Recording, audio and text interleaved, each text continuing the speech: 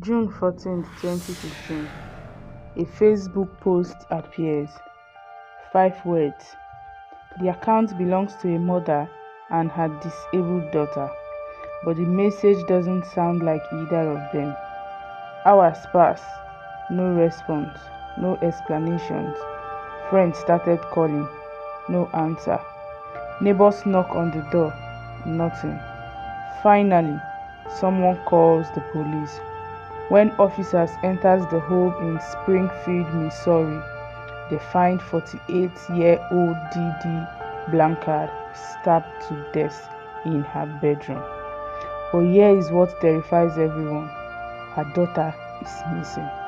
Her wheelchair bound, terminally ill, fragile daughter gone. The entire town panics. Where is Gypsy Rose Blanchard? And why would anyone hurt a family, the whole community? The perfect victim. For nearly 2 decades, everyone knew Gypsy's story. She was born premature, brain damage at birth, sleep apnea as a baby, then came the seizures, the muscular dystrophy, the leukemia. By age 8, she was in a wheelchair, bawled from chemotherapy, fed through a tube. Her mother, Didi, never left her side, homeschooled, managed every medication, every doctor's appointment, every charity event. They were invited to Disney World. Miranda Lambert gave them backstage passes. Habitat for Humanity built them a house. Didi was called a saint. But here is what nobody knew. Every single doctor they saw was different. Different cities, different states, never the same one twice. And when one doctor said, "The truth in the files," after the murder, detectives started digging. They pulled Gypsy's medical records, hundreds of pages, dozens of doctors, and the records didn't match. One doctor diagnosed muscular dystrophy, another found no evidence of it. One confirmed leukemia, another saw normal blood work.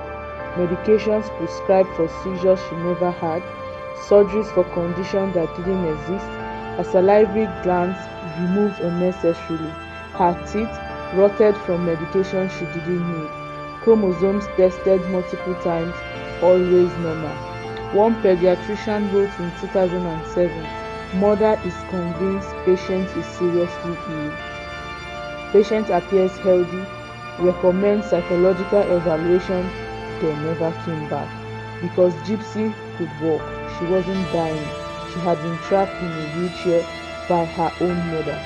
Medical term, Munchausen syndrome by proxy. A disorder where a caregiver invents or causes illness for attention. But this wasn't the only way out. Gypsy knew something was wrong, but she was isolated, homeschooled, no friends, monitored constantly, except for one night. Late at night, when Didi fell asleep, Gypsy would sneak online. That's where she met Nicholas Godijon, a man from Wisconsin. They talked for 2 years. Messages turned into plans, plans turned into something darker. "I want to be free," Gypsy wrote. "Then we have to get rid of her," Nicholas replied. June 10th, 2015. Nicholas takes a bus to Springfield. That night, Didi goes to bed. Gypsy left Nicholas inside. She hands him a knife, then locks herself in the bedroom, covers her ears.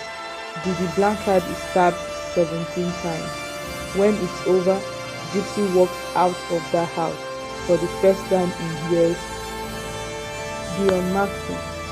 Police trace the Facebook post. It leads to a motel in Wisconsin.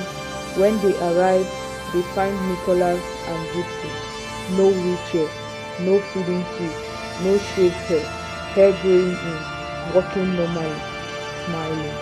The officers are stunned. This is the sick girl. In the interrogation room, Gypsy is calm, soft-spoken, almost cheerful. She admits everything. The plan? The manipulation, the murder, but then she says something chilling. I feel freer now in this jail than I ever did living with her. The case explodes. Is this girl a victim or a the question no one can answer. Nicholas Godijon was sentenced to life in prison. He stabbed Didi, he carried out the act, but Gypsy, she pleaded guilty to second-degree murder, sentenced to 10 years. The judge said, "You were abused, but you also made a choice." Gypsy was released in December 2023. Today, she is free. She does interviews, has a social media presence, got married. Some people even call her a survivor. Others said she got away with murder. But here is the real question this case leaves behind. When you are abused your entire life, when every escape is blocked, when your reality is controlled so completely you don't know what's real anymore, where does survivor end and murder begin? Gypsy walked out of that house in 2015, but she didn't just escape her murder, she escaped a prison the rest of us never saw.